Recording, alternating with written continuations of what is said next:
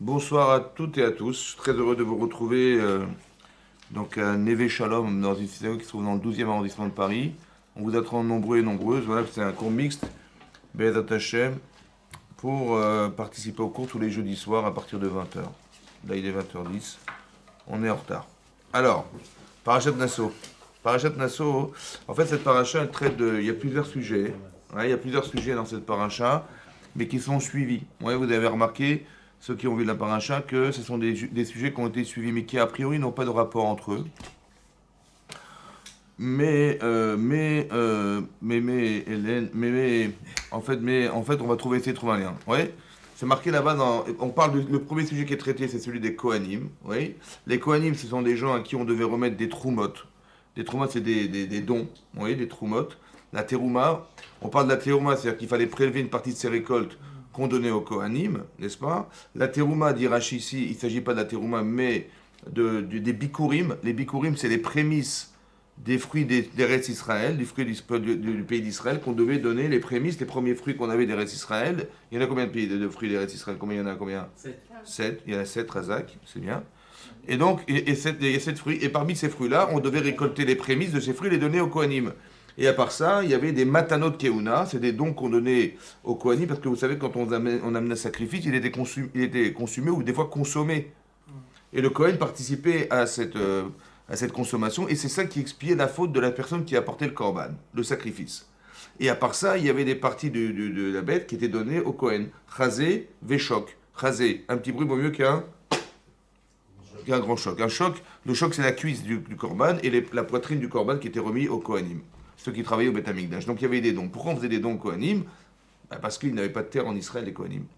Il est entretenu par les gens qui participaient donc soit à la récolte, soit au Beth Amikdash, etc. C'est des dons qui étaient donnés. Voilà ce qui est marqué. Maintenant, on a juxtaposé la paracha des Kohanim avec celle de la Sota. La Sota, c'est une femme qui est soupçonnée d'adultère. Ouais, une femme qui est soupçonnée d'adultère parce qu'elle va parler avec un homme. Son mari, il va avoir un roi kina, ça veut dire un vent de jalousie. Là-bas, le Sforno explique que ce roi, ce vent, il vient, c'est un roi de Tahara, de pureté qui vient d'Hachem, pour lui faire comprendre que sa femme a un problème. Et donc il va avoir un roi kina, un souffle de jalousie. Et là, comment dire, il va se rendre compte que sa femme, elle parle avec un homme. Il va lui faire une attrape, il va la prévenir devant témoin que ça suffit. Ouais. Et madame, elle s'est isolée avec cet homme, devant témoin aussi. Et dans ce cas-là, elle devient sautant. On ne sait pas, elle est passée un moment à l'intérieur de cet appartement, de cette maison, et on soupçonne qu'il s'est passé quelque chose de grave.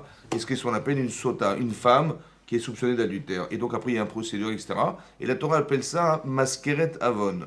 Maskeret avon, ça veut dire le souvenir de la faute. De quelle faute?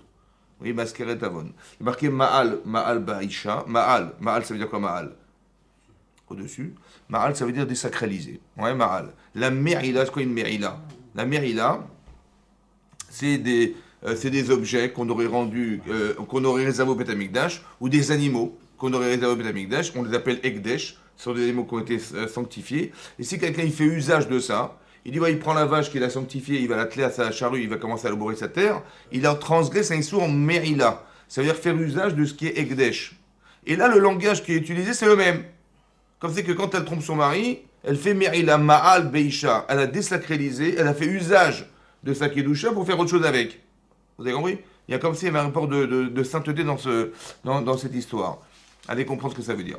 Après, donc, il y a le passage de la Sota, et après, il y a celle du Nazir. Le Nazir, c'est un homme qui, lorsqu'il a vu, c'est marqué Kolaro et Sota Bekilkula, tout celui qui voit une femme comme ça, qui se dégrade, il la voit, ouais, il la voit, alors il y a Ziratzmo Minaïn. Il va se refuser de boire du vin parce qu'a priori, elle s'est enivrée, a priori, elle a perdu ses moyens, et donc c'est pour ça qu'elle est tombée là-dedans. Oui.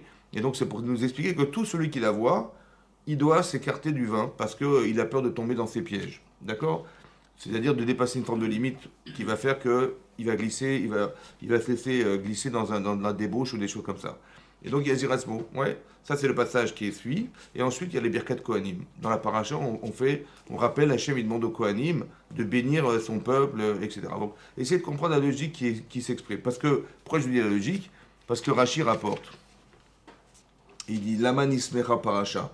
Pourquoi on a juxtaposé dans le texte la paracha du Kohen avec la paracha de la Sota. Pourquoi on a juxtaposé dans la Torah la paracha de la Sota à celle du Nazir, etc., etc. Donc quand on pose la question, pourquoi on a juxtaposé dans la paracha ces sujets, ça veut dire qu'il y a une logique de cohérence entre les sujets. À nous de comprendre. Alors, Rachid expliquait, et c'est ça qu'il faut comprendre, Rachid dit que puisque ce personne-là, elle n'a pas donné la terouma, elle n'a pas prélevé de ses champs, autant que de son verger, des fruits, et qu'elle n'a pas donné au Kohen, alors elle va amener sa femme chez le Kohen.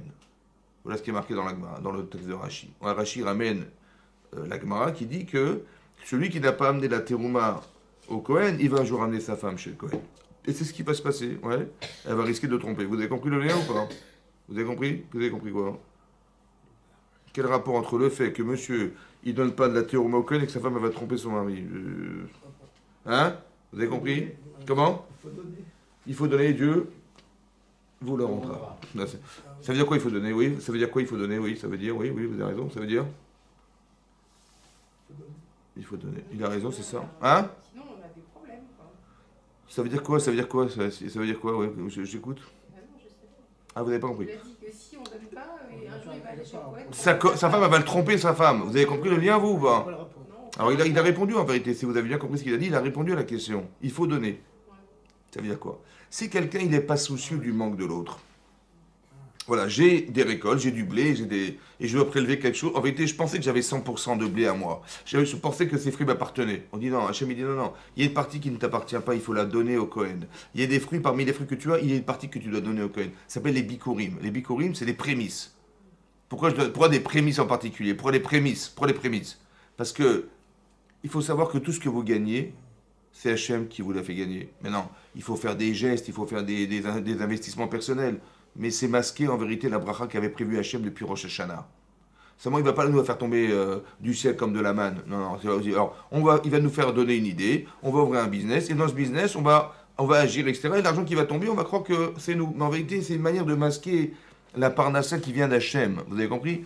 On peut pas. On n'est pas au niveau de dire, on n'est pas des babas salés, on fait comme ça, on claque des doigts, ça marche. Non. Il faut qu'on fasse ishtadlout, ça veut dire qu'on va faire un travail, et ce travail, il va masquer la bracha qu'Hachem il avait promis depuis Rosh Hashanah. Ça va? Mais il faut faire quelque chose. Voilà. Et ce travail que je fais, en fait, c'est une manière pour Hachem de s'appuyer dessus pour dire, voilà, je te mets de l'argent dessus. Voilà. Vous avez compris? Voilà. Maintenant, mais ça, c'est comme ça. Mais non, il en reste qu'Hachem, il a aussi dit, attention, dans ce que tu gagnes, il y a une partie qui revient au Kohen. Ouais, au Lévi, etc. Le Lévi, on prend le maaser, la dîme, on donne au Lévi, etc. Donc il y a quelque chose, en fait, moi je crois que j'avais 100%, non, t'as pas 100%, t'as une partie qui est réservée à donner à des Kohanim. Qu'est-ce que fait ce monsieur? Il dit, non, je donne pas Kohanim. Il a qu'à aller travailler, il a qu'à se débrouiller après. Quand t'as besoin de lui, il est là, mais quand t'as pas besoin, et quand t'as besoin de lui, quand t'as pas besoin, mais comment il va vivre? Je ne sais rien, qu'il se débrouille, qu'il aille travailler, fait du ménage, je sais pas, mais qu'il aille travailler, ça va. Et donc il ne se préoccupe pas. Si la personne n'est pas sensible au manque de l'autre, c'est-à-dire qu'elle n'est pas en vérité sensible à quoi? À pouvoir partager, combler le manque des autres. Mais sa femme, elle attend quoi sa femme? Elle attend d'être aimée par son mari, elle attend d'être femme pour son mari, elle attend qu'on lui dise que tu es belle, je sais pas, elle attend quelque chose. Il y a des gens, ils ont beaucoup de mal à dire je t'aime. Beaucoup de mal, il y a beaucoup de femmes qui me téléphonent, me disent mais j'arrive pas à lui sortir, il n'arrive pas à me dire je t'aime, je t'aime. Et elle souffre, ouais. Ok. Mais en vérité, c'est pareil. Si je ne suis pas capable de pouvoir partager ma vie avec les autres, alors évidemment, je dois donner de mon argent, vous savez, c'est marqué dans la Torah, Vesimach et Tishto, Vesamarta Bechagecha, tu dois te réjouir, toi et ta femme et tes enfants pendant les fêtes. Il y a combien de fêtes? Trois. Il y a les régalim. C'est quoi les régalim? Les régalim, c'est les fêtes. Donc les régalim, on doit se régaler. Les régalim, il faut se régaler. Les régalim, il faut, Vesamarta Bechagecha, tu dois te réjouir pendant la fête, il faut rigoler, chazak. Et les fêtes, elles sont régulières. C'est régulier. Ouais, régaler, rigoler et régulier. C'est ça. C'est régel. C'est ça le régel. Maintenant, tous les 3 mois, tous les 4 mois, il faut offrir des cadeaux à sa femme pour la fête. C'est ça, Vesamarta. Bechagecha, ata v'ishtecha, toi et ta femme. Non, qu'est-ce qu'elle veut? Une femme, elle veut s'habiller, elle veut avoir des choses qui lui plaisent, des bijoux, des machins. Donc il faut que tu investisses là-dedans, selon ce que tu peux, mais il faut donner. Et ce partage, en vérité, il démontre, en fait, c'est la preuve de l'estime qu'on a de l'autre. Or, il donne rien, il partage rien. Elle se sent pas femme, elle se sent pas... qu'est-ce qu'elle va faire, madame? Elle se sent pas aimée, qu'est-ce qu'elle va faire? C'est ce qu'elle risque de faire, malheureusement. elle risque de déraper. Elle déraper, ça veut dire qu'elle va trouver quelqu'un qui au moins l'écoute, quelqu'un qui lui montre de l'intention. Vous avez compris ce qui va se passer? C'est un bon choix ou c'est un mauvais choix? D'un côté, c'est logique, mais d'un côté, elle a une question. Elle dit, je sais pas quoi faire. Mon mari, je n'arrive pas à parler avec lui, mon mari, il m'aime pas. J'ai l'impression qu'il m'ignore, j'ai l'impression qu'il me parle jamais, j'ai l'impression qu'il me dit jamais rien. Elle souffre, oui. Et donc elle se dit, bah, j'ai un problème. C'est quoi la solution? C'est quoi la solution? Il y a des solutions, ouais. C'est comme quelqu'un, il est nerveux. Moi, je vois des gens, il me dit, je suis nerveux, je dis, comment tu as commencé à fumer? Il me dit, je suis grand nerveux, mais la cigarette, ça me calme. Je dis, oh, d'accord, c'est bien. Mais est-ce que c'est la solution? Bah, tu dis, mais je comprends pas, le paquet, c'est marqué, ça tue, la cigarette. Tu dis, ça te calme et ça te tue. Alors, tu dis, ben, j'ai rien trouvé d'autre qui me calmait. Ouais, j'ai compris, mais si ça te calme, mais ça te tue en même temps, c'est un problème. Est-ce que c'était mettre la solution pour te calmer? Je dis, mais est-ce que c'était la solution, parce que tu as pris ton mari, d'aller voir ailleurs? Est-ce que c'était la solution? Oui. Il y a marqué Maral Bomal, c'est-à-dire qu'elle a eu tort, cette femme. C'est ça qui est très grave. Elle a cru qu'en vérité, puisqu'elle ne trouve pas de solution intérieure, elle va trouver à l'extérieur. Et donc elle va séduire quelqu'un ou elle va faire quelque chose qui va faire que malheureusement elle risque de tomber là-dedans. Vous avez compris, c'est ça le problème. Ça c'est le problème ça c'est ce que la Torah voulait nous expliquer psychologiquement entre le lien qui existe entre le Cohen et son épouse qui dérape. Parce que si tu t'es pas donné, tu verras ce qui va se passer, ça risque de pire. J'aurais préféré moi donner un petit peu de trauma à mon Cohen, ouais, et aussi à ma femme, etc., que de vivre une expérience aussi gravissime que ça. Parce qu'il va perdre la femme qu'il aime, il va perdre les enfants qu'il a, il va tout perdre. C'est ça qui est grave. Attends, mais si tu ne sais pas donner, au Cohen, tu vas mettre ta femme chez le Cohen. C'est ça que la Cohen a dit. C'est extrêmement grave. C'est-à-dire qu'on ne se rend pas compte qu'on dit on va faire l'économie de quelques centimes qu'on va éviter de l'un. En fait, on fait l'économie d'eux. Mais tu fais des économies, tu sais ce que tu vas perdre, mon chéri. C'est pas l'économie que tu vas faire, là, mon vieux. Tu vas perdre ta vie, là. Ça va? Parce que j'ai pensé qu'il fallait. Bon, attendez, on va restreindre un peu les frais quand même. Ouais. Et c'est là qu'on se rend compte que plus elle dépense, parce qu'elle s'achète des vêtements, etc. Au départ, c'est mon armoire. Après, c'est notre armoire. Et après, c'est son armoire. Vous avez vu? Et après, j'ai plus d'armoire. Et après, on me dit, mais où je mets mes vêtements? Et ben, tu t'accroches sur la porte. Oui. Maintenant, et je me rends compte que plus elle dépense, plus je suis à découvert. Mais j'ai plus de quoi habiller. Maintenant, il n'a pas compris. C'est pas grave. Plus je me dépense, je suis à découvert. Mais non, c'est ça le problème. Et c'est ça qui. Vous avez compris? Mais le type, il croit qu'il perd. En fait, il gagne parce qu'il a l'estime de sa femme, il a beaucoup de choses. C'est intéressant que la Torah nous parle de l'adultère au féminin. C'est bizarre, non? Hein? On dit la femme qui trompe son mari. Ouais, c'est bizarre, non? Masqueret Avon, c'est bizarre. Masqueret Avon, ça rappelle la faute. Ça rappelle quelle faute? Hein? Adam et Razak. De quoi? Vous avez vu Rachid, là? Rachid, c'est extraordinaire. Rachid ramène le Midrash, mais la Torah, c'est extrêmement profond. Hein? Le serpent, Razak, que quoi? Le serpent, vas-y. Ouais, oui, oui. Oui, vas-y, je t'écoute. Le serpent, quoi. Que quoi? Il a dérapé avec le serpent. Oui. Il a fait croire en bons et merveilles. C'est vrai, c'est vrai. Qu'est-ce qu'il voulait le serpent? Il y a marqué là-bas dans Rachid ramène que Rachid dit que le serpent, il les a vus être ensemble. Ouais, ils avaient un rapport ensemble. Et lui, il a eu une ta'ava de ce qu'il a vu. Il a eu désiré ce qu'il a vu. Et qu'est-ce qu'il a fait? Il a dit, Rachid ramène, il a préféré aller voir sa femme pour la convaincre de manger du etzadat. Elle ne va pas manger, elle va convaincre son mari de le manger, il va mourir, et lui pour épouser Chava. Ça, il est marqué comme ça. Le Nachash qui est lié de Sarah. Ouais. En vérité, il voulait que son mari meure pour qu'il puisse épouser cette femme. C'est bon? Et pourquoi il était voir elle et pas lui? Parce que la femme, elle est émotionnelle. La femme, elle est facilement séduite. Alors il dit, ça va être plus facile avec elle. Et c'est vrai qu'il a été la tenter en lui disant comment il a fait. Il a dit, vous pouvez manger des arbres ici? Il a dit, oui, on peut tout manger, sauf celui-là. En fait, Rachid expliquait qu'il a fait exprès de lui poser la question pour qu'elle dise, celui-là, non. Il dit, pourquoi celui-là, non? Alors pourquoi celui-là, non? Elle a dit, parce que Hachem, ici, on touche, on meurt, etc. Il dit, mais t'as pas compris. Mais pourquoi il t'interdit de manger, Hachem? C'est pourquoi? Parce qu'il veut pas que tu sois comme lui. Parce que si tu manges du Hetzadat, tu vas devenir comme Elohim, comme Dieu qui va construire des mondes, comme ça dit le Rashi. Ouais. Et donc il dit, c'est pour ça qu'il t'a refusé, il voulait pas que tu sois comme lui. La preuve, regarde, hop, il a fait bousculer, ouais, il la bouscule, et elle tombe sur l'arbre, et elle touche l'arbre. Il dit alors, t'es morte ou pas? Mais de la même manière qu'en touchant tu mourras pas, et bien également en mangeant tu mourras pas. Alors vas-y, tu peux manger. Et elle a été tentée. Pourquoi? Parce qu'il était Tov, il était Nechmad, il était Ta'ava. Tov, il était bon.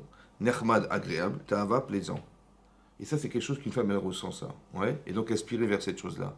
Et donc, c'est ça qu'elle a dit, mais je vais être comme Hachem, etc. Elle a voulu faire ça. Et donc, qu'est-ce qui s'est passé? Et donc, elle a mangé du Hetzadat. Et ensuite, elle a réussi à convaincre son mari. Vous imaginez? Elle a réussi à convaincre son mari de manger du Hetzadat. Ça veut dire que... Et pire que ça, quand Hachem, il a demandé à Adam, mais pourquoi tu as mangé du Hetzadat? Pourquoi tu as mangé cet arbre? Et il a dit, c'est la femme que tu m'as donnée, mais... Et il a dit, va ochel, ça veut dire, et je mangerai au futur. Il dit, pourquoi au futur? Non, j'ai mangé, il faut dire, elle m'a proposé ça, et j'ai mangé, au passé. Non, il a dit au futur. Le Midrash, il dit, pourquoi au futur? Parce que si demain, après qu'il ait mangé, hein, si demain elle revient, elle va réussir à me convaincre qu'il faut que je remange. Tellement elle a une force, une femme de conviction par la parole. J'ai vu le Rabbeinu Bechaye, vous connaissez Rabbeinu Bechaye? Il dit que Chava, pourquoi Adam il a appelé sa femme Chava? On dit Em Kol Chai. Elle est la mère de toute créature. Oui, Chava. Mais il dit Chava, ça vient de la Shon, c'est marqué dans Yov, Ve'avachacha. Et je te parlerai, Vaishma Bekoli, écoute ma voix. Donc Aleph, Chet, Yud, Chav Sofit, ouais, c'est Vav Sofit, c'est Chava, Chavicha. Et je te parlerai. Chava, ça vient de Dibour. Chava, c'est la parole.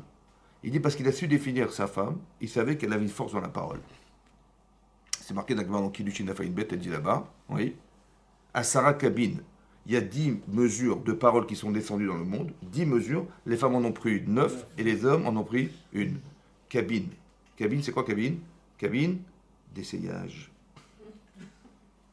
On a pris 9. Les femmes ont pris 9 mesures de paroles. Ça veut dire qu'une femme, elle a une force dans le libour. Maintenant, qu'est-ce qu'il a fait le serpent? Il a utilisé la femme, elle a utilisé la force de cette femme, mais contre elle. Vous avez compris ce qu'il fait le serpent? Il ne va pas vous utiliser en disant, il ne va pas vous proposer de faire le contraire de ce que vous ressentez. Non, il va vous proposer quelque chose qui est à la limite de ce que vous êtes. Dans la mesure de ce que vous avez une force dans la parole, il va utiliser la parole contre vous. Vous avez compris? Vous avez de la sensibilité, il va utiliser la sensibilité contre vous. Vous avez compris ce qui se passe? Ça, c'est le Nachash. Mais pourquoi il fait ça? Parce qu'il voulait épouser Chava. C'est très intéressant, psychologiquement, d'expliquer que peut-être le problème qu'on a d'Yetzira dans les couples, c'est que Yetzira, il veut briser ce couple, en fait. Ça va? Mais en vérité, c'est comme si qu'il voulait que cet homme disparaisse pour épouser sa femme. C'est une formule un peu bizarroïde, mais c'est comme ça que ça doit se comprendre. C'est intéressant, hein, qu'il veut briser cette relation, comme si c'est lui qui voulait prendre, alors alors qu'elle est liée à cet homme à vie éternelle. Vous avez compris ce qui se passe? Mais on va essayer de tout faire pour faire tomber cette... Mais comment ça s'exprime? Comme si que lui, il voulait épouser cette femme et il voulait tuer son mari. Vous avez compris? Peut-être que le fait que ça soit Chava, qui soit à la limite de cette problématique, c'est peut-être pour ça qu'on a parlé dans la Sota. Comme si c'était un problème féminin, qu'elle avait manqué de pudeur. C'est quoi la pudeur? C'est quoi la pudeur? La pudeur, c'est l'expression de la honte qu'on aurait d'éternuer pendant les cours. Non, je rigole. La honte qu'on aurait, pardon, c'est la honte qu'on aurait, ouais, d'être contrasté, ouais, entre ce que je suis, de ce que je propose. J'ai honte, ouais.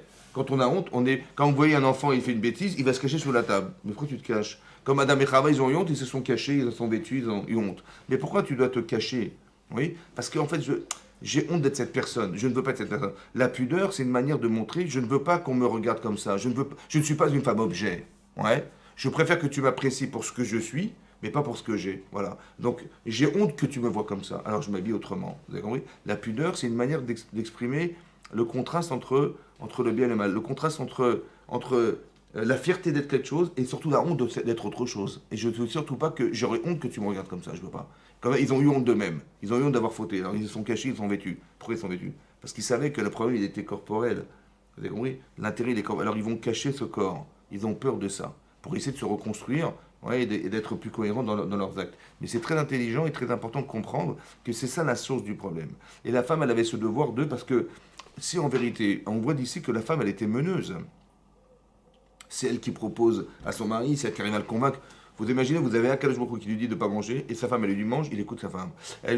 Hachem lui promet l'éternité, et sa femme, elle lui promet dans le doute de vivre, on ne sait pas combien de temps, et il choisit sa femme. C'est quand même incohérent, vous avez compris? Tellement elle a une force dans la parole.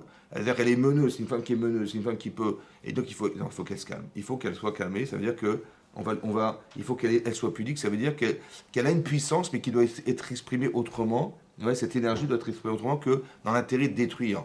Alors qu'elle utilise cette force, mais qui va détruire son couple. C'est ça son problème. C'est peut-être pour ça ici qu'on va tomber là-dedans. Dans cette émotion qu'elle a, elle peut, si elle la trouve pas quelque part, elle va la chercher ailleurs. Et c'est une faute en soi. C'est une faute en soi parce qu'elle va détruire sa vie de couple. C'est ça qui est dramatique. Alors qu'elle aurait dû faire autrement. Elle aurait dû faire quoi? Elle aurait dû faire peut-être comme c'est marqué à la fin de la paracha de Pikoudé. Vous savez, là-bas, c'est écrit que quand on a demandé aux Bnei Israël de faire des dons pour construire le sanctuaire dans le désert, chacun a fait des dons. Ouais, Netivat Yado, Nefat Libo, ils ont donné des dons. Ils ont fait des dons, ils ont offert de l'or, ils ont offert de l'argent, ils ont offert du cuivre, ils ont offert des pots, ils ont offert plein de choses qui va constituer le Mishkan. Maintenant, les femmes sont venues, elles ont dit, nous, on a des objets à proposer. Elles ont dit quoi? Elles ont dit, on va porter nos miroirs en cuivre. Elles avaient des miroirs en cuivre. Maintenant, c'est marqué là-bas, hein, que lorsque Moshe Rabbeinu a reçu ses femmes, il a dit, attends, vous plaisantez là. On construit le Mishkan ici, on n'est pas. Le miroir, c'est un objet de séduction. Il y a du Yetzirah là-dedans. On veut pas mettre du Yetzirah dans le Mishkan. Donc, on ne veut pas ces objets. D'accord? Il a refusé les objets. Hachem, il a dit ceux-là, tu les prends ceux-là. Il dit pourquoi? Ils sont Chaviv alay mikulam. Ces miroirs-là, ils sont plus chers à mes yeux que même les pierres précieuses qui ont été apportées par les Nessim, les chefs de tribu.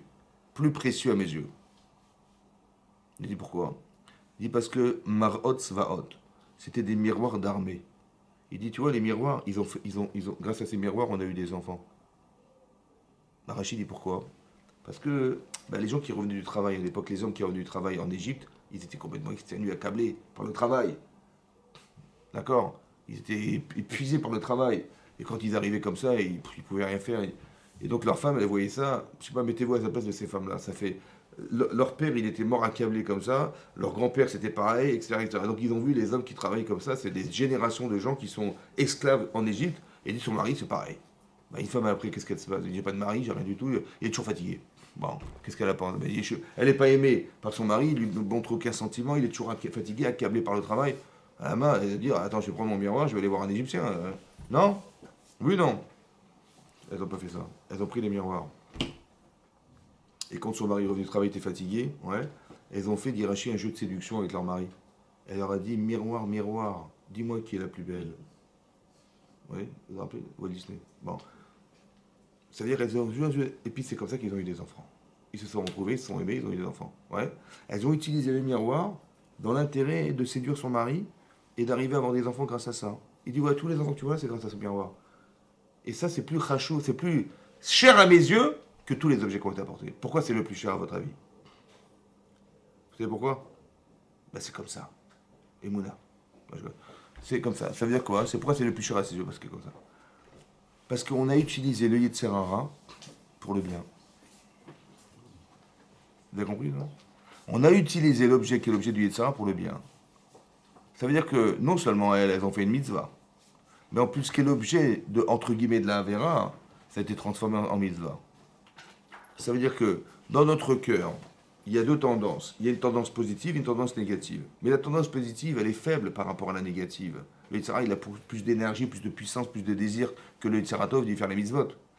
Qu'est-ce qu'elles ont fait, elles? Elles ont dit, il y a marqué Ve'aftet Hashem Elokecha. Tu dois aimer Hashem, Bechol Levavecha. Bechol Levavecha, c'est-à-dire de tous tes cœurs. C'est quoi de tous tes cœurs? Ton Yetziratov et ton Yetzirah. Mais comment vous allez servir Hashem avec votre Yetzirah? C'est très compliqué à faire, ça. Comment je vais servir Hachem par amour avec mon Yetzirah? Je n'ai pas compris. Alors essaie d'analyser de quoi il fait ton Yetzirah. Il est fait de désir, il est fait de passion, il est fait d'intérêt personnel, il est fait de plein de choses. Ouais. Est-ce que tu peux l'utiliser pour faire le bien avec? Alors ces miroirs, c'était ça. La passion qui est derrière, l'utiliser pour reconstruire ma vie de couple. Et comme ça quand j'aurai des enfants. Elle n'a pas dit je vais me faire belle pour essayer de séduire un homme à l'extérieur. Et je vais me faire belle pour retrouver mon mari. Vous avez compris ce que je veux dire? J'ai la beauté, j'ai les objets qu'il faut, j'ai la parole, et je vais le convaincre. Vous avez compris? Et c'est comme ça qu'on a construit des myriades de personnes qui ont pu sortir d'Égypte. Parce que Tzadkaniot chez Bador, c'était ça les Tzadkaniot. Elles ont su utiliser les objets, la beauté. Tu n'es pas belle pour les autres, tu es belle pour ton mari. Tu n'es pas belle pour... Vous avez compris ce qui se passe? Et c'est ça l'objet, c'est ça le miroir. Et ça, c'est plus Chaviv alay mikulam. Pourquoi? Parce que, en général, qu'est-ce que tu fais? Tu dis, voilà, je me fais belle, mais je me protège des autres. J'ai du Yetzirah, mais je fais attention, je mets des limites. En vérité, tu vis qu'à moitié. Parce que ton Yetziratov, il est super fort, mais ton Yetzirah, tu l'as jamais vu de ta vie. Donc tu le refoules, tu refoules. On étudie la Torah pour dire, non, non, attention, on ne va pas rentrer dans les bêtises. On refoule le Yetzirah. Mais en vérité, on se rend compte au fond du qu'on vit à moitié. Ça va? Il y a une partie de soi qui vit, une partie de soi qui ne vit pas. Et c'est ça qui est dangereux. Alors que là, elles ont utilisé, même ce qui est négatif, elles l'ont utilisé dans le sens positif des choses. Vous avez compris ce que je veux dire? C'est ça, Bechol Levavecha. De tous tes cœurs, c'est-à-dire de toutes tes tendances, tu vas aimer Hachem. Et c'est ça les miroirs, les fameux miroirs dont on parle. Et c'est ça qu'Hachem, il a gardé. Il a gardé. Avec ça, qu'est-ce qu'on a fait avec ces miroirs? On a fait le kior. Le kior, c'est le fameux bassin. Et c'est de ce bassin-là que la sota, elle va boire. Pourquoi? Parce qu'elle, elle a trahi cette relation qu'elles avaient construite. Comme si dans les objets, il y avait quelque chose qui était l'identité propre de ce qu'elles avaient réussi à devenir. C'est ça le miroir. Et donc ces objets en cuivre, elles vont fabriquer le bassin. Et comme elles ont été fortes dans leur conception, et elles ont réussi à retrouver leur mari grâce à ces miroirs, et elles ont eu des enfants, alors qu'elles avaient toutes les occasions de faire le contraire, c'est ce qu'a proposé la Sota. La Sota, qu'est-ce qu'elle fait? Elle voit qu'elle n'est pas aimée par son mari, jamais je t'aime, jamais de cadeau, jamais de regard, jamais d'intention, jamais rien. Ça va, mais à la fin, elle en a marre, donc elle va essayer de trouver une solution. En fait, la solution, elle est à l'intérieur de son couple, elle n'est pas à l'extérieur. C'est ça là. Et c'est ça l'erreur de la Sota. Ouais, c'est ça l'erreur. Et l'erreur, c'est de croire que la solution est dehors. Alors qu'en vérité, tout doit se dérouler à l'intérieur de sa vie de couple. C'est là que la solution trouve. Il n'y a rien d'autre à l'extérieur. C'est comme il y a des gens, ils ont des problèmes, ouais. Qu'est-ce qu'ils vont? Allô, maman, ouais, mon mari m'entretient, il commence à parler. Son mari, c'est pareil, il appelle sa mère. Tu sais quoi, ma femme, j'en ai marre, je sais pas ce qu'il y a là, à chaque fois que je rentre à la maison, elle m'engueule. Je lui dis, mais j'ai compris, mais pourquoi tu parles à tes parents? Il me dit, parce que c'est les seuls qui m'écoutent. Je lui dis, mais tu te rends compte? Franchement, tu penses que tes parents, ils vont t'aider? Hein? Tu crois que tes parents, ils vont voir ta femme, ils vont lui dire, tu plaisantes. Et tu crois que ta mère, elle va aller voir, ou ton père, il va aller voir ton mari pour lui dire, donc ça marchera jamais. Il va jamais l'écouter, elle va jamais l'écouter. C'est vrai ou pas? Donc qu'est-ce qu'on a fait? En fait, on a mis en difficulté ses parents. Est-ce que c'est respectueux de leur raconter notre problème? Est-ce que c'est respectueux? Est-ce que c'est le kavod? C'est respectueux? Ben non.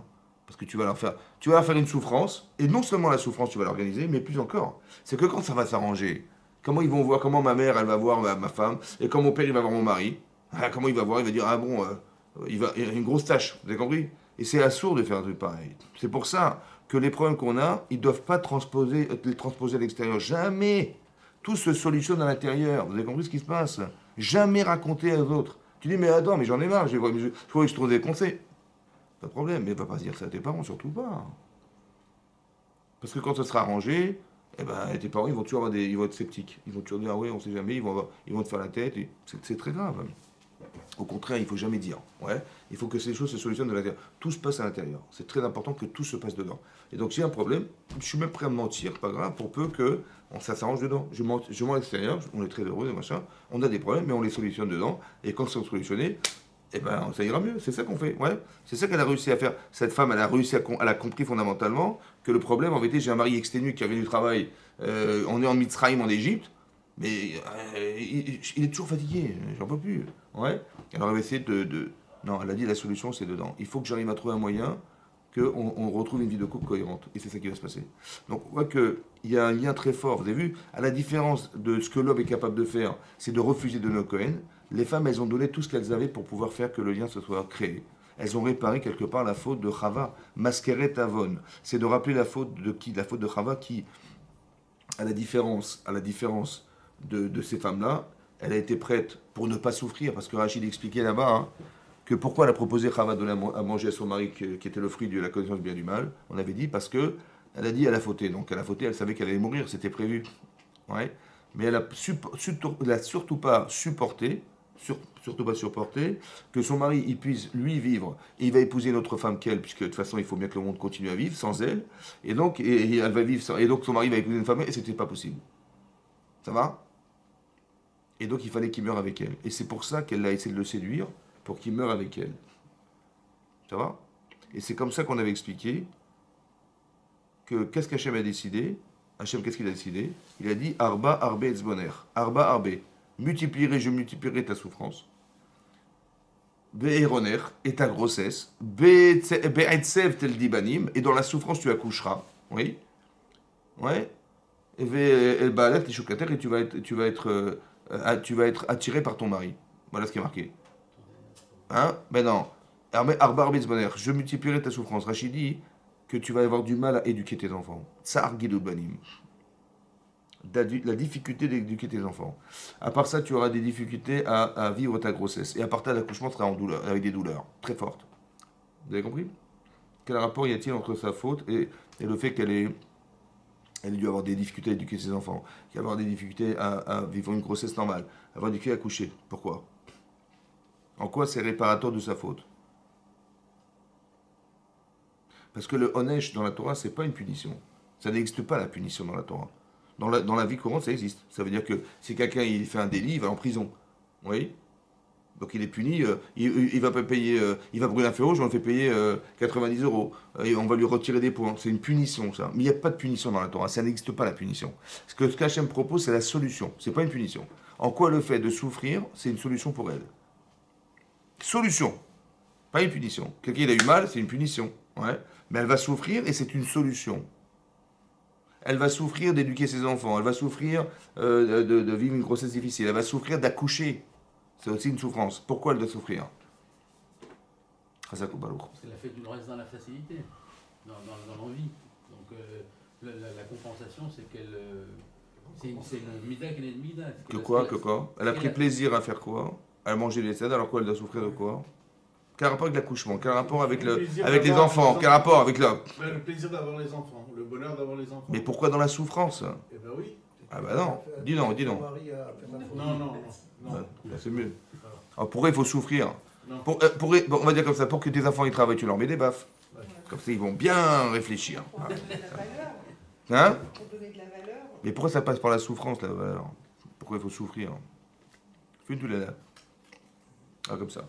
Vous savez, il faut savoir un principe de base. En fait, on engendre ce que nous sommes. Vous savez ça? On engendre ce que nous sommes. Il y a plein d'exemples dans la Torah comme ça. Maintenant, manifestement, Adam et Chava, ils ont des carences. Oui? Leurs enfants vont hériter de ces carences. Autant qu'ils vont hériter de ces avantages. On a eu des avantages d'avoir des parents exceptionnels, et on a été aussi les héritiers de leurs défauts. Oui, non? Maintenant, est-ce que nous, en tant qu'adultes, oui, on est capable de se voir et d'accepter nos défauts? C'est très compliqué. Est-ce que c'est pas plus facile? Est-ce que c'est pas une thérapie de s'occuper de ces gosses pour les soigner, entre guillemets, et que parce que j'ai trouvé des solutions à mes enfants, je vais me soigner moi-même? Dites oui. Très bien. C'est ça en vérité qu'Hachem il a dit. Tes enfants, tu vas souffrir pour éduquer tes gosses. Parce qu'en vérité, moi, m'occuper de moi, c'est compliqué. Mais si je suis obligé de le faire parce que mes enfants, je ne vais pas les laisser tomber, et quand je vois des défauts là-bas, je ne vais pas les laisser tomber, alors je vais m'occuper d'eux. Et solutionner ces défauts, c'est solutionner les miens. C'est ça, Tsar Gilubanim. Ça, c'est une chose à comprendre. Pourquoi dans l'accouchement? Alors, j'ai pensé à un raisonnement comme ça. Ça reste entre nous, hein. À l'accouchement, pourquoi elle doit souffrir là-bas? Qu'est-ce qu'elle a tenu comme raisonnement, Chava? Elle a dit, voilà, moi, je vais mourir. C'est bon? Mais mon mari, il va vivre. Mais si je vais mourir, qui c'est qui va perpétuer dans le monde des habitants sur la Terre? Ah, il va bien falloir trouver une autre femme. Ah non, c'est pas possible. Ah non! Jamais il y aurait une autre femme que moi. Il faut qu'il meure avec moi. Ça va? Donc elle va assassiner, entre guillemets, son mari pour ne pas souffrir à l'idée que son mari doit épouser une autre femme qu'elle. Hachem lui dit, mais si tu as voulu tuer pour ne pas souffrir, comment tu vas réparer ton problème d'avoir tué pour ne pas souffrir? Peut-être que, à la limite, il faudrait que tu souffres pour faire vivre. Non? Qu'est-ce qui est réparateur d'avoir tué pour ne pas souffrir? Ah non, il faut qu'il meure, mon mari, parce que sinon, moi, je ne pourrais pas supporter. D'accord? Je sais pas comment toi, lui va mourir pour pas que tu souffres. Est-ce que tu es d'accord maintenant d'accepter de souffrir pour faire vivre, à la différence d'avoir tué pour ne pas souffrir? Vous avez compris? C'est ça qu'il voulait Hachem. Vous avez compris ça? Parce que ça coûte rien de faire vivre pour rien. Tu dis, ça m'a rien coûté. Tu vois? Je dis, non, mais il y a des gens qui vont dire, non, mais l'accouchement c'est trop difficile. Donc un gosse. Parce que là, c'est. Attendez, c'est trop difficile. C'est-à-dire que tu te rends, encore une fois, dans cette forme d'égoïsme. Mais l'autre, il veut vivre, j'ai pas compris. Combien ça va te coûter? Ça va te coûter un accouchement. Mais l'autre, il va vivre pour l'éternité. Alors, pourquoi tu vas pas accepter de souffrir pour faire vivre? Vous avez vu cette forme d'égoïsme profond qui est de dire, comme elle dit, non, mon mari, il va vivre. Non, c'est pas possible qu'il vive avec une autre femme que moi. C'est pas possible, donc il faut qu'il meure.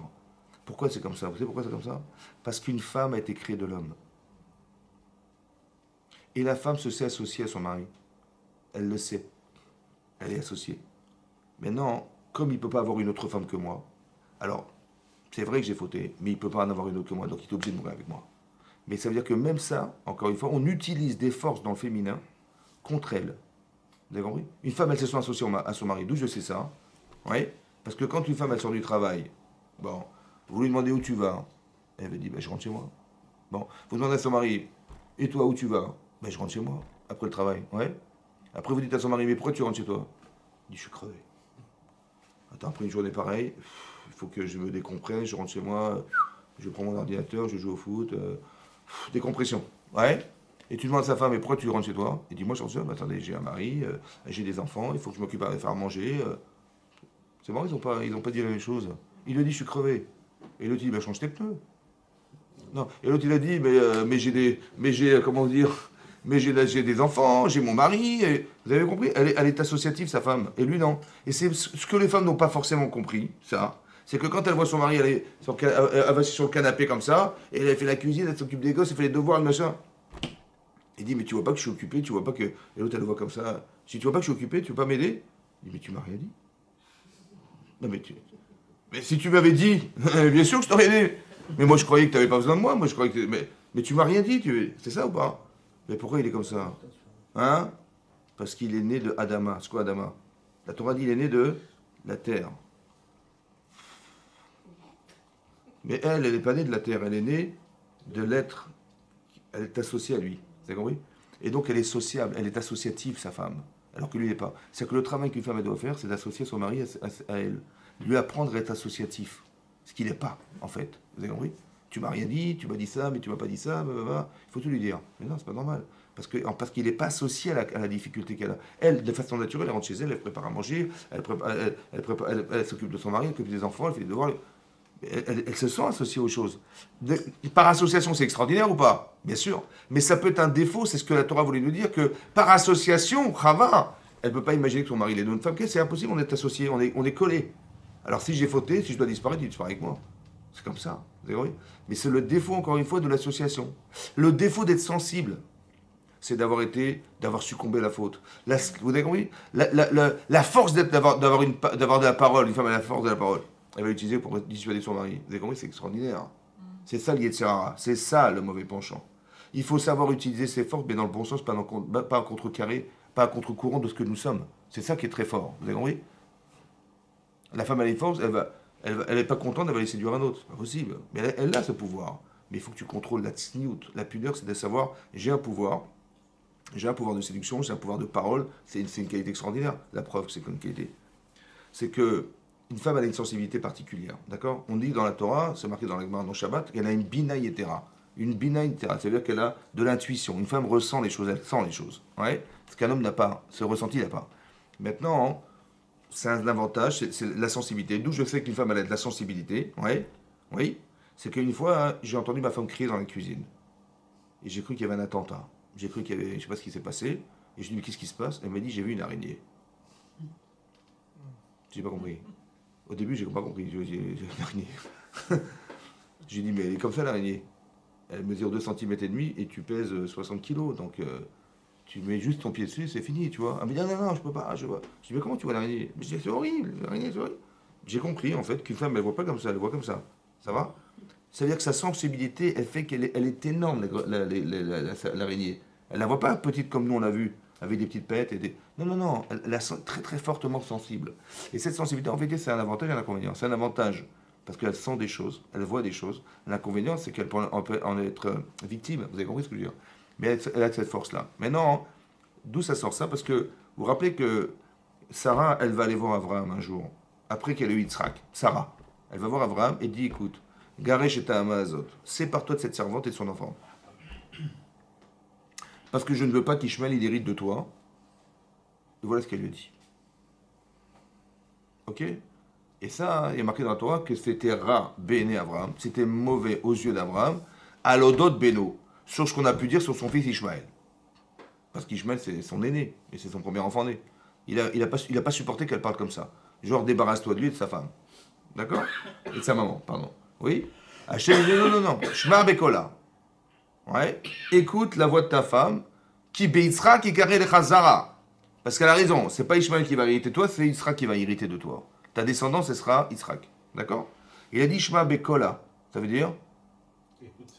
Sa voix. Sa voix pour dire pas quoi? Il a dit sa voix pour dire pas quoi? Hein? Sa parole. En vérité, il n'a pas compris pourquoi il n'a pas compris. Parce que ce qu'elle a dit n'est pas cohérent. Pourquoi c'est pas cohérent? Parce que qui c'est qui a demandé à Avram d'épouser Agar? C'est qui? C'est Sarah. Et tout à coup, elle décide de se séparer d'elle, que son mari se sépare d'elle. C'est logique ou pas? C'est logique ou pas? Non. Donc, et mettez-vous à la place d'Abraham. Il dit, mais qu'est-ce qu'elle me raconte? Il me dit n'importe quoi, là. Ouais. Un, parce que, voilà, elle est jalouse. Ou deux, Abraham, c'est le chesed. Donc, c'est un homme qui est prêt à tout donner. Abraham est prêt à tout donner. Et on lui demande de se séparer de ce qui est la source de ce qu'il est, finalement. Ishmaël, c'est son enfant. Et j'ai bien dit, écoute ce qu'elle a voulu te dire. Écoute pas ce qu'elle t'a dit. En général, les problèmes, c'est que, en fait, j'entends un message et j'interprète le message. Et là, je dis, je comprends pas ce qu'elle me raconte. Et je vais m'énerver contre elle. Je dis, mais t'es folle ou quoi? Mais c'est quoi? Qu'est-ce qui t'a pris là? Tout à coup, t'es folle? Voilà ce que je vais dire. J'ai dit, non, n'écoute pas ce qu'elle t'a dit, mais ce qu'elle voulait te dire. Alors, j'ai pas compris. Je dis, alors, qu'est-ce que tu voulais dire? Je dis, oui. En fait, elle avait senti quelque chose. C'est marqué là-bas, elle a vu, va terrer. Elle a vu, Sarah, que Ishmael tournait mal, qui était Metzahek. Metzahek, ça veut dire il s'amuse. C'est vu quoi il s'amuse? Adultère, Avodazara et Shfichut Damim. Il voulait tuer son frère à coup de flèche, pour faire un shirapen. Que Ishmael, il voulait tuer Israël. Il dit on s'amuse, on s'amuse. On s'amuse. Il voulait tuer son frère. Pourquoi il veut tuer son frère? Parce qu'il avait compris que finalement, hein, ce ne serait pas lui qui va hériter d'Abraham, mais c'est son frère. Et ça, il ne voulait pas. Alors qu'il a voulu tuer son frère. C'est bon? Pas terré. Alors elle a dit, elle a vu. Rachidi, après Rachidi, on voit d'ici que Sarah, elle avait plus de roi HaKodesh que son mari. Elle avait plus d'esprit divin que son mari. Ça veut dire, c'est pas qu'elle a vu. Elle n'a rien vu du tout, en fait. Elle a senti que ça n'allait pas. La façon dont il se parlait, la façon dont il se comportait, tu vois. Elle a senti que ça n'allait pas. Roi HaKodesh. Maintenant, écoutez-moi bien. Quand elle a dit à son mari, mais sépare-toi d'elle, c'est la solution à son problème.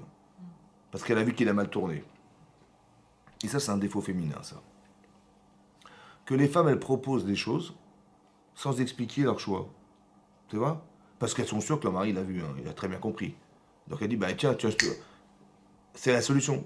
Mais en fait, ce qu'il faut savoir, c'est qu'une femme, elle ressent des choses. Maintenant, moi, dorénavant, je sais que ce qu'elle va me dire, c'est le résultat d'un ressenti. J'ai compris dorénavant. Donc je ne vais pas lui dire, mais qu'est-ce que tu me racontes? Je vais lui dire, explique-moi ce que tu voulais dire, parce que je n'ai pas compris ce que tu voulais. Alors elle va me dire, mais comment ça t'as pas vu que... Je lui dis, non, j'ai pas vu, j'ai pas senti. Ça veut dire, elle a cru qu'Abraham, il avait vu le problème. Donc elle lui propose la solution. Elle dit, mais qu'est-ce que t'attends? Il faut se séparer de cette femme. Pourquoi? Parce que, en fait, ce qu'elle a manqué de dire, c'est ça. Tu vois qu'Ishmael, il tourne mal. Et tu as peur pour Yitzhak. Parce que l'influence que peut avoir Ishmael sur Yitzhak est grave. Alors qu'est-ce qu'on fait alors? Je lui dis à Abraham, mais qu'est-ce qu'on fait alors? Elle m'a dit, bah ouais, c'est un problème, je ne sais pas, c'est un problème. Bon, il faut bien se séparer de cet enfant, c'est grave. Oui, non. Mais est-ce qu'on peut se séparer de l'enfant sans se séparer de sa mère? Ben non plus.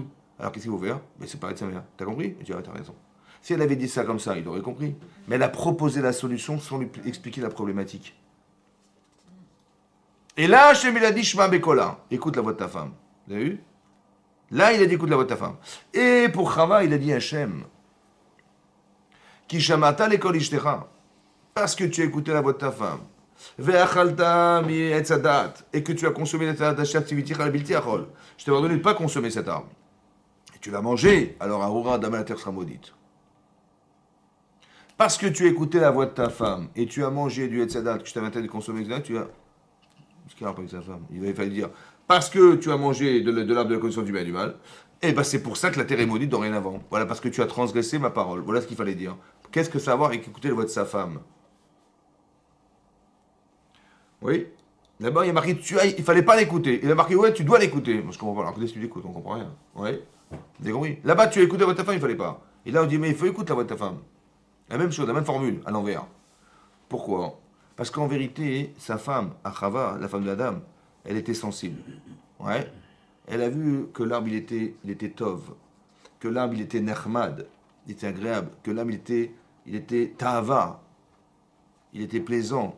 Ouais. Les avines, elle voyait qu'elle allait devenir comme Hachem, intelligente comme Hachem, avec une capacité de création. Elle a dit, mais c'est ça qu'il me faut. Mais attirée par ça. Ouais. Maintenant, son mari, il dit, attends, qu'est-ce que tu m'as proposé? On va manger des salades. Fais attention, hein, parce que là, tu es submergé par tes émotions. L'homme, il n'est pas émotionnel comme sa femme, on est d'accord ou pas? Donc un homme, il peut contrôler sa femme au niveau des émotions qui l'a fait déraper. Il dit là, tu as écouté la voix de ta femme, tu n'as pas été un homme, il fallait que tu sois un homme. À ce moment-là, il fallait dire, non, non, là, tu vas trop loin, là. Là, ça va pas. Toi qui n'es pas sensible, toi, tu n'as pas peur des araignées. D'accord? Donc tu vois une araignée, tu contrôles, ouais. Ou bien à la limite, tu rentres dans la maison, tu vas vérifier dans le cuisine, c'est pas de l'araignée, c'est bon, elle peut rentrer. Parce que tu n'es pas sensible.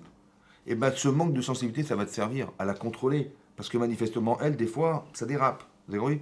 Là, il ne fallait pas écouter la voix de ta femme. Tu t'es laissé, en vérité, embrigader dans son discours.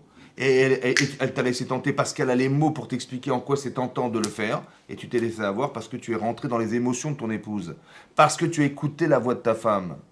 Vous avez compris? Quand c'est parti d'un mauvais sentiment, il ne faut pas écouter. Toi, tu as la Torah, tu as l'étude, etc. Et tu sens que là, ça dérape, ça va pas. Mais par sensibilité, elle va déraper. Alors tu vas contrôler en disant non, là, tu vas trop loin, ma chérie, tu vas te perdre. C'est pas comme ça qu'on fait. Tu n'aurais pas dû écouter. Ça veut dire que tu n'aurais pas dû te laisser, entre guillemets, influencer par le discours qui est tentant de. C'est ça. Et là, l'inverse. Ta femme, elle a une vision des choses, mais par Hirat Shamayim, elle a peur pour son enfant. Alors elle va te dire, fais gaffe. Et là, tu écoutes ta femme. Vous avez compris? Voilà. Quand c'est pas lié à la Torah, il faut faire gaffe. Et quand c'est lié à la Torah, bien sûr, vous avez compris ce que je veux dire? Parce qu'elle a des bonnes ou des mauvaises intentions. C'est comme cette femme, elle prend son miroir pour se faire belle, pour aller draguer des gens dehors, et l'autre, elle fait ça pour aller draguer son mari. Vous avez compris? Ça n'a rien à voir. Mais c'est le même objet, mais c'est l'intention que tu mets à l'intérieur. C'est ça. Et celui qui a compris ça, il a compris que c'est pour ça que le nazir, on a dit qu'il y a 3 sujets qui sont juxtaposés dans la paracha. Il y a la paracha du Kohen, de la Sota et du nazir. Il y a marqué Kol Haroé. Tout celui qui voit, Kol Haroé, Sota Bekilkula, qui voit une femme se dégrader comme ça, ouais, Yazir Atzmo Minayain. Il doit s'interdire de boire du vin. Parce que, quelque part, elle s'est enivrée. Quelque part, elle est tombée amoureuse de cet homme, elle s'est enivrée, elle ne pouvait plus lâcher. Et donc, elle a été isolée carrément avec lui. D'accord? Alors, ça peut venir d'alcool, il y a plein de moyens de s'enivrer, entre guillemets. Ça va? Et donc, elle est tombée dans ce piège-là. Et c'est ça. Quand il voit ça, il dit oh là là, il faut que je me protège. Il y a marqué Kol Haroé. Tout celui qui voit. C'est quoi tout celui qui voit? Ça peut vouloir dire 2 choses. Tout celui qui voit, c'est-à-dire qu'à n'importe quel niveau que tu sois dans ta vie, tu es toujours touché par ce que tu vas voir. Et ça risque de t'influencer, fais gaffe. Alors, Kol Haroé, tout celui qui voit. Ou bien, tout celui qui a vu. C'est Mina Shamaim que j'ai vu ça. Pourquoi? Parce que sa fragilité, peut-être c'est la mienne. Alors Hachem, il dit aussi, fais gaffe, t'es fragile. Regarde ce qu'elle est devenue de la fragilité que tu as toi aussi. Alors, mets des barrières, mets des limites. Fais attention. Parce qu'on t'a pas montré par hasard. Tu l'as pas su par hasard. Kol Haroé. Tout celui qui l'a vu, c'est-à-dire à tout celui à qui on a montré ça, Hachem Mina Shamaim, il a montré. C'est-à-dire qu'en vérité, il est concerné par ce problème. Parce que là, ce que tu vois, ça peut te toucher également. Alors, mets des précautions. C'est ça le nazir. Le nazir, c'est quoi le nazir? Le nazir, c'est celui qui va accepter de mettre des limites. Parce qu'il a peur pour lui. Et là-bas, ce nazir-là, il va rester nazir pendant 1 mois. Il va porter un korban à la bonne à mois. Et puis, il va se laisser pousser les cheveux. Il va pas boire de vin pendant 1 mois. Kodesh, il va devenir Kadosh. Kadosh. Il a des lois qui lui sont propres. C'est un Ben Israël, hein, mais il ne peut pas se rendre impur. Il ne peut pas l'enterrer, même ses parents, il ne peut pas. Qui c'est qui ne peut pas enterrer ses parents? Il n'y a que le Kohen Gadol. Ça veut dire qu'il a l'alacha, il est plus qu'un Kohen, lui. Le Kohen, il peut se rendre impur pour 7 personnes, sa femme, ses enfants, etc. Mais lui, même pas. Vous avez compris? Le nazir, pendant 1 mois, il ne peut pas. C'est-à-dire qu'il a une kedusha exceptionnelle. Il arrive à un niveau de conscience. Et là-bas, c'est marqué qui afflie l'indor neder. Nazir, nazir, Lachem. Qui afflie, il va prononcer le vœu de devenir nazir. Mais là-bas, c'est marqué Yafli. Yafli Pélé. Pélé, ça veut dire pas le footballeur. Pélé. C'est quoi Pélé? Pélé, c'est étonnant. Là-bas, le Even Ezra, il dit le comportement qu'a le nazir, il est Pélé. Parce que c'est pas naturel de se priver de plaisir. Ça n'existe pas, ça. Il a eu un comportement qui est Pélé, qui est étonnant. Va Yafli, il a pris sur lui de ne pas faire ça. Pourquoi? Parce qu'il a dit. D'un côté, l'Agma dit que le nazir, c'est un fou. Parce qu'il faut prendre du plaisir dans la vie. Ça va? Donc celui qui n'en prend pas, il est fou. Comme dans certaines religions, ouais, le type il dit non, non, mais c'est fini la matérialité. Il ne faut pas se marier, il faut faire des sacrifices personnels, il faut s'enfermer dans une chapelle, il faut faire des jeûnes, il faut faire des machins, le type il devient fou, quoi. Ouais. Et après on voit tous les dérapages de pédophilie et tout ce qui arrive. C'est ça, non? Non, c'est pas ça qu'on veut. Donc il est fou de se priver de plaisir, parce que ton corps il a besoin, il ne faut pas le priver. S'il a besoin, tu dois, à la limite de ce que tu peux faire, il faut faire. Mais il ne faut pas te dire je fais rien. C'est bon? D'accord. Mais d'un autre côté, lui, c'est privé. Alors il dit oui, je me suis privé parce que j'ai peur de dérailler. J'ai peur de tomber dans des limites interdites. Je me connais, je suis fragile.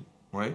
C'est comme c'est marqué, la Gemara dans Sotan dit, la Gemara dans Sotan dit, la Banaf Gimel, elle dit, il y a marqué En Adam Choté. En Adam Choté, une personne de faute. Ouais. On parle là-bas d'adultère, de choses qui touchent à la personne. Et la Imken, si ce n'est que Nichnesabo Ruach Shtut. Ruach Shtut, ça veut dire Très bien. C'est-à-dire qu'il y a des gens, ils sont happés par le désir. Ouais. Et ils ne peuvent pas se retenir. C'est comme ça. Mais ça s'appelle Ruach Shtut, un vent de folie. C'est-à-dire que le type, il ne contrôle plus. La personne ne contrôle pas.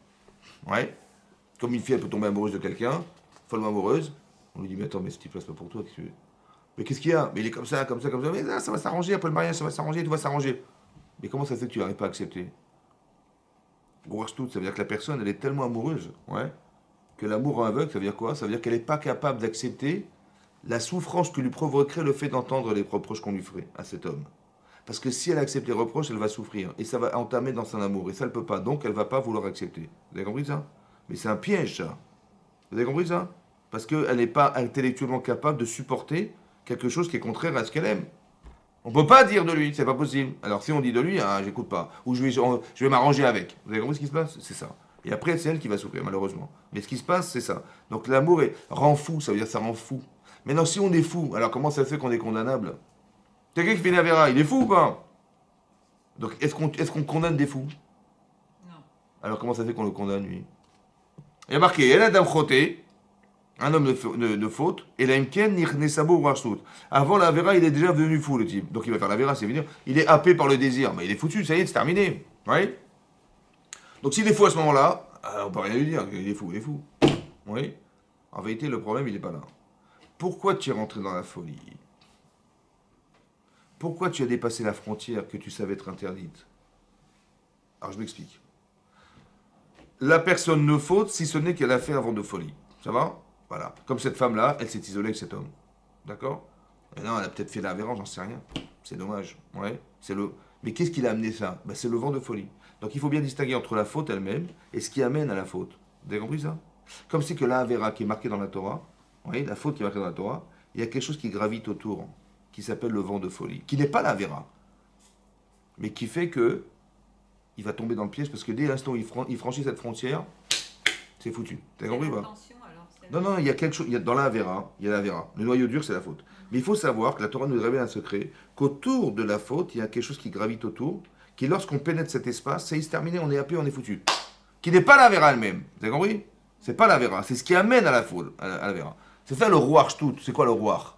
Le roi. La fille, elle a été parler avec quelqu'un, il a trouvé sympathique, machin, ou le type, il a parlé avec une fille au boulot, il a trouvé sympathique, après ils mangent ensemble, ils passent des trucs, après ils se passent des textos, ça y est, ça dérape, c'est comme ça. Mais pourquoi tu es rentré là-dedans? Pourquoi tu la tutoies la fille? Pourquoi tu lui parles comme ça? Pourquoi tu l'invites à manger avec toi à la cantine? J'en sais rien, ouais. Et après, c'est comme ça que ça arrive, malheureusement. Pourquoi ça arrive ça? Parce que monsieur, il est pas avec sa femme, et puis il en a marre et tout, il va arriver, ou l'inverse aussi, c'est comme ça. Mais pourquoi tu es rentré là-dedans? Après, tu es tombé amoureuse de lui, tu es tombé amoureuse de lui. C'est trop tard, parce que tu es rentré dans le rouage tout. Ça veut dire, il y a quelque chose qui gravite, il faut faire gaffe. Il y a la Vera, j'ai rien fait, moi, je suis parlé avec lui, on n'a rien fait, on s'est envoyé des textos, qu'est-ce qu'il y a, quel problème? Mais c'est ça le problème, c'est que vous n'avez pas compris qu'il y a le noyau dur, et il y a ce qui gravite autour du noyau. Et quand tu rentres, tu pénètres dans cet espace, et t'es happé, t'es foutu. Quand tu es marqué dans les Chazan, dans les Pirkavot, c'est marqué. Chachamim, Asou, Seyag, la Torah. Ils ont fait des barrières à la Torah. Oui? Ils ont interdit des choses pour ne pas tomber dans le piège de la Vera. C'est bon? Ils ont mis où la limite, à votre avis? C'est où la limite, la frontière, elle est où? Elle est dans la faute elle-même ou dans le rouar shtut, à votre avis? Mais évidemment dans le rouar. Parce qu'ils savaient que si tu es là-dedans, c'est foutu, ça glisse, tu glisses, tu es happé, tu es foutu. Donc la limite, elle est pas. Il faut savoir ses limites, vous avez compris ce que je veux dire? C'est ça le nazir. Il dit, je sais que si je bois trop, ouais, il y a des gens, ils boivent un verre, ils perdent la tête. Ouais, l'autre, il boit une bouteille, il perd pas. Mais je connais mes limites. Je sais qu'en buvant un verre, je ne jamais moi-même. C'est pas bon. Ça veut dire que, oui, c'est ce que dit le Ramban. Le Ramban, il dit, on dit Kedoshim Tiyu ki Kadoshani. Ouais, soyez Kadosh parce que je suis Kadosh, dit Hachem. Et là-bas, Rachid dit, attention, séparez-vous de la vera. La Kedusha, c'est la capacité mentale, émotionnelle que vous avez de vous séparer de la faute. C'est ça qu'il dit Rachid. Le Ramban dit non. Kadesh atzmecha bemutalecha. Sanctifie-toi dans ce qui t'est permis. J'ai le droit de boire, j'ai le droit de fumer, j'ai le droit de machin. T'as le droit, c'est vrai, t'as le droit. C'est vrai. Mais combien tu veux fumer? Combien tu veux boire? Tu dis c'est moutard, mais Kadesh Atzmecha, refuse-toi des choses qui. Tu connais tes limites, tu sais que tu vas perdre la tête, tu sais que tu vas pas. Et oui, sache mettre des limites. Parce que dépasser les limites, tu sais que tu vas plus être toi-même. Tu vas être choté. Donc il faut savoir se mesurer, savoir quelles sont nos forces et nos faiblesses, et c'est ça, Kadesh Asmecha. Vous avez compris? C'est ça. Et donc c'est ça, le lien. Quand le nazir, il voit... Le nazir, c'est le Baal Teshuvah. Le nazir, c'est celui qui a compris que j'ai pas envie de vivre cette expérience-là, moi. Ouais. Donc je vais prendre mes précautions. Quand j'entends qu'un type, il a trompé sa femme, ou une femme, elle a trompé son mari, et que maintenant, la bonne femme, elle est toute seule, avec ses gosses, et l'autre, elle aime son mari, et voilà ce qui s'est passé. Et il aime sa femme, et malheureusement, il s'est fait avoir. Ouais. Mais non, si tu étais chacham, un petit peu chacham, tu sais ce que tu vas gagner à avoir ta petite relation extra-conjugale. Et tu sais ce que tu vas perdre. Ouais. Mets en balance. Tu perds ta femme, tes gosses. Tu vas refaire ta vie. Ok, tu vas refaire ta vie. Chazak. Et puis tu vas te remarier, tu vas avoir des enfants. Après, tu es partagé entre tes enfants. Tes enfants, c'est quoi ce trafic là? Ouais. Il vaut mieux réfléchir. Ouais. Sur le court terme, tu vas gagner. C'est sûr et certain. Mais sur le long terme, est-ce que tu vas gagner? Vous avez compris? Le Yetzirara, il va toujours nous planter en nous faisant croire que sur le court terme, on gagne. Mais il va nous faire croire, c'est quoi le shtout? C'est de croire qu'il va rien se passer, vas-y, fonce. Quoi, il est choté? Choté parce qu'il croit que, mais personne n'en saura rien. Et puis personne ne... Vous comprenez? Mais Hachem, il y a un roi shtout qui va venir. Il y a aussi un roi Kina qui va se dérouler. Hachem, il va envoyer un roi à son mari ou à sa femme pour dire, écoute, ça va pas là. Et ça, c'est un roi Tahara. C'est Hachem qui l'envoie. Donc, ça sert à rien de cacher les trucs. Ça sert à rien. Vous avez compris? Parce qu'un jour, tu vas... Et si ça se découvre, c'est terminé. C'est divorce, c'est des machins, des querelles, des machins. Et après, les gosses, ils comprennent pas ce qui se passe. Et les ou papa, les machins. C'est pas ça, c'est pas une vie, ça. Vous avez compris? Tout ça, pourquoi? Parce que tu croyais que tu allais gagner. Ça va changer ta vie, ça va un peu t'amener un petit peu de réconfort, de réjouissance. Mais c'est pas ça. Jamais va chercher dehors. C'est assourd, ça, c'est de la bêtise. Vous avez compris pourquoi c'est assourd? Assourd parce que ça n'a pas d'avenir. Parce que ton avenir, il est pire. C'est comme le type, il dit, moi, je donne pas au Cohen. Mais ton avenir, il va être pire si tu donnes pas au Cohen. Tu partages pas ta vie avec les gens, mais c'est pire, tu vas avoir ta vie. C'est de la bêtise. Quand tu prends Elou Chacham, ce qui est Chacham, qui va voir le Donald, il va voir ce qui va se passer. Ne t'arrête pas à la première étape. Et après, c'est des étapes, qu'est-ce qui va se passer, et après ça. Et tu te rends compte s'il va se passer ça, il va se passer ça. Quand je perds ma femme, je perds mes enfants, je perds mon mari, ça va jamais de la vie. Alors je laisse tomber, ça m'intéresse pas. Je mets des frontières. Je mets des limites. C'est comme dans les mariages. Qu'est-ce qu'on fait dans les mariages? On sépare les hommes des femmes. Oui? Pourquoi on sépare? Hein? Ben oui, parce que des fois, quand vous voyez dans les mariages, vous voyez des femmes, elles ont les dos nus, les machins, les trucs, et les mini-jupes, le type, ben, qu'est-ce qui peut se passer à votre avis? Ben, c'est tentant, non? Et après, il peut y avoir des histoires. Qu'est-ce qui va se passer? Ben, il va se passer qu'il y a du Yetzirah. Donc, qu'est-ce qu'on fait pour éviter ça? Hein? On sépare, on met une mérite ça. Maintenant, il y a des gens, ils vont vous dire, ah mais si elle mérite ça, je viens pas au mariage. Ah, il faut pas arriver là. C'est quoi cette histoire de religieux là? Ils mettent des mérites ça, des trucs. Attends, mais moi je danse avec ma femme, je danse avec mes cousins, avec mes cousines, c'est bon. Hein. C'est quoi cette religion de taré là? Ils mettent des mérites ça va? Ouais. Comme une femme elle m'a dit aussi pareil, la même chose. Et donc je lui ai dit, ok, il n'y a pas de problème. Bon, mais il y a lui de Sarah, qu'est-ce qu'on fait alors? Alors je lui ai dit, ce qu'il faut faire, c'est, on va prendre la kala, ouais, le khatan n'est que des hommes.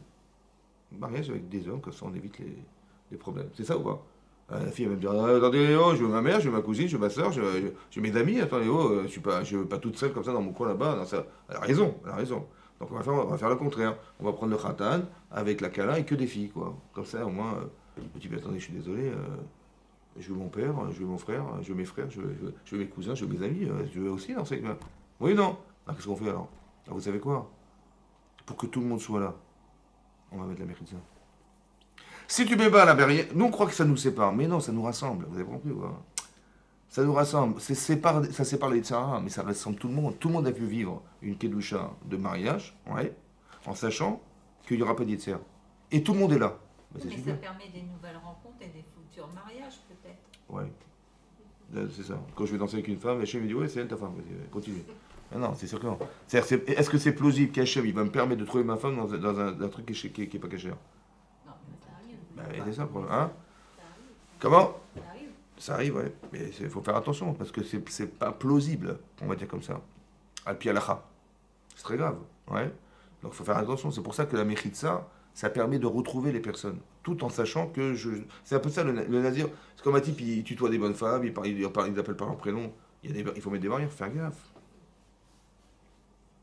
C'est comme ça, tu vois, il appelle par son prénom, c'est pas ta copine. Hein, faire attention, parce que après ça peut arriver à des dérapages sans s'en rendre compte.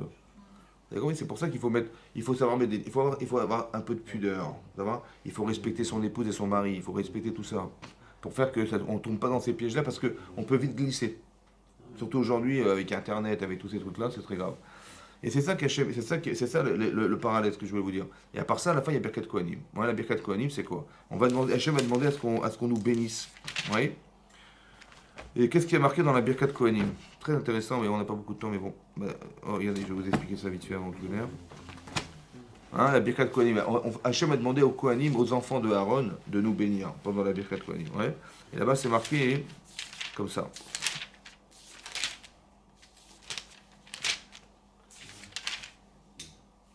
C'est marqué Vaïdaber Hachem el Moshe les morts. A dit Hachem el Moshe les morts. Daber el Aaron. Dit à Aaron. Ve el Bana et à ses enfants. Donc Aaron à Cohen, c'est le Cohen Gadol. Et ses enfants, c'est les Kohanim. Les morts, Kot et Varichot ben Israël. Ainsi, vous bénirez les enfants d'Israël. Amor lahem et dis-leur la chose suivante. Yevaricha Hachem veishmerecha. C'est quoi Yevaricha? Hein? Il te bénira. Rashi veit barichu nesechecha. Que tes biens se multiplient. Veishmerecha. Hein? Ben, s'il te les donne, il va les garder. Tu vas les garder. Veishmerecha, et il te les gardera. Il te bénira Dieu, il te les gardera. C'est quoi, il te les gardera? Alors regardez ce que dit Rachid, c'est très intéressant.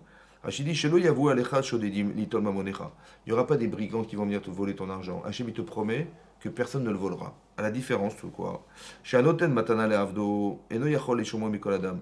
Si quelqu'un il fait un cadeau à quelqu'un, il ne peut pas garantir qu'on ne va pas lui voler. Ça va? Moi, je te fais un cadeau, le type va être cambriolé, on va lui piller, on ne peut pas garantir, on va faire un cadeau. Par contre, Hachem, Kevan, Shebaim, Listim, Anatlim, etc. Et que si les Listim ils viennent lui voler, il n'aura pas de plaisir à l'avoir reçu, puisque de toute façon, il n'en a pas joui. Par contre, Akjwaru, Unoten, Ve Shomer. Quand Hachem il donne, il permet de conserver les biens qu'il nous a donnés. Vous avez vu la différence? Veishmerecha. Quand je fais un cadeau à quelqu'un, je ne peux pas garantir qu'on ne va pas lui voler. Et si on lui vole, le type, qu'est-ce qu'il aura profité de ce que je lui ai donné? Rien. Donc je ne peux pas garantir. Mais Hachem, il garantit que ce qu'il te donne, tu vas le conserver. Veishmerecha. Ya'er Hachem Panav Elecha. Ya'er Hachem Panav. Ça veut dire quoi, Ya'er Hachem Panav? Il va éclairer Hachem, sa face, devant toi, ça veut dire. A marqué Yere Lecha Panim Sochakot Panim Soavot. Il va te montrer un regard souriant, un regard réjouissant. Ça veut dire. Hein? Ça veut dire quoi qu'Hachem il va te montrer un regard souriant? Il t'a souri toi? Hein? Il va te sourire. Mais je pense que sourire, c'est comme ça. Quand tu vois que ce que tu fais fonctionne, oui, c'est qu'Hachem il te sourit. C'est dans la bonne voie. Bah oui, parce que sinon, ça n'aurait pas fonctionné. Mais pas parce qu'Hachem il t'en veut. Hein. C'est parce que ça ne fonctionne pas, parce qu'il y a quelque chose qui ne fonctionne pas chez soi. Alors, c'est comme si qu'il, entre guillemets, nous faisait la tête. Mais c'est jamais il fait la tête. C'est simplement un repère de dysfonctionnement personnel. C'est pour ça que ça fonctionne. Donc on fait teshuva. On se remet en question, on réfléchit aux paramètres qui justifient le fait que ça ne fonctionne pas, et on les retrouve chez soi, et on fait teshuva, on se remet en question, et là ça marche. Mais Panit Sohavot, ça veut dire qu'Hachem, il espère, entre guillemets, il te fera un sourire, ça veut dire, Hachem, il veut que tu réussisses, il veut que ça fonctionne entre nous. Ouais. Donc c'est ça, Yair Hachem Panavelecha, Vichuneka, Itencha Chen. Tu auras du Chen. Ouais. Chen comme Noach. Il était mot de Chen, Bene Hachem. Ben, le monde, il n'a pas trouvé quelqu'un dans le monde qui pouvait subsister au déluge. Il a cherché, il a trouvé Noach. Noach, c'est les mêmes lettres que Chen. Ouais, il a trouvé Chen Benav. Ça veut dire qu'on a une mitzvah, un devoir de trouver grâce aux yeux d'Hachem. Vous avez compris? Alors Hachem, il espère, il dit, je te bénis, il est Choneka, j'espère que tu ne vas pas me décevoir. Et je te fais une bracha pour que tu puisses réussir dans ce sens. Issa Hachem Panav Elecha. Hachem tournera sa face vers toi. Alors j'ai dit, il revoche et kaaso. Il va retenir sa colère. Bizarre, non? Il y a une dans Brachot, la Banavzaïn, qui dit que Hachem y prie. Ouais. Et il dit, j'espère que je vais me retenir de ma colère, j'espère que Yigalou Rachama Valmasa, il va plus être Rachamim, plus de pitié. Bizarre, il prie Hachem, il dit, j'espère que je vais me retenir, j'espère que j'aurai de la Rachamim. Parce que c'est prière. De là, on apprend qu'Hachem y prie. Et après, c'est marqué aussi que Rabbi Ishmael, qui était le Kohen Gadol, il a demandé à Hachem, Hachem lui a demandé, bénis-moi. Barecheni. Ben dit, Yeratson, Et c'est ça qu'il va bénir Hachem en lui demandant, écoute, sois chesed rami et retiens-toi de te mettre en colère contre nous. C'est bizarre ce qu'il lui a dit. Hein? C'est un peu ce qui est marqué là. Yervosh et Kaaso. Il dit, j'espère que je vais me retenir. Ça veut dire quoi? En vérité, la bracha d'Hachem, on ce qu'il demande, il dit, il faudrait pas, j'espère ne pas être déçu par les hommes au point d'exprimer ma colère. Et donc je prie pour que vous ayez la capacité d'être vous-même sans que je sois obligé d'intervenir. Vous avez compris ce que ça veut dire, ça? C'est pas qu'il dit, Hachem, il est jamais en colère, je vous rassure. Hein. Quand c'est marqué à Torah, il est en colère, machin, il n'y a pas de colère. Pourquoi il n'y a pas de colère chez Hachem? Le Rambam, il explique, le Rambam, dans les Yisod de Torah, il dit, Hachem n'est pas en colère parce que la colère, c'est une défaillance. C'est une limite. Tu dis, ah, j'ai pas supporté, ça m'a énervé, je me suis mis en colère. Donc ça veut dire qu'il y a une limite de supportabilité. Oui ou non? Mais est-ce qu'Hachem, il a une limite? Non. Donc est-ce qu'il peut se mettre en colère? Non. Donc c'est quoi la colère? C'est juste pour qu'on comprenne que c'est pas bon. Vous avez compris? C'est des repères qu'on doit avoir. Mais jamais Hachem, il se met en colère. Jamais, jamais. C'est-à-dire, il est dans l'extrême limite de la capacité de se retenir, évidemment. Mais il dit, j'ai tellement envie de ne pas avoir besoin de me mettre, entre guillemets, en colère.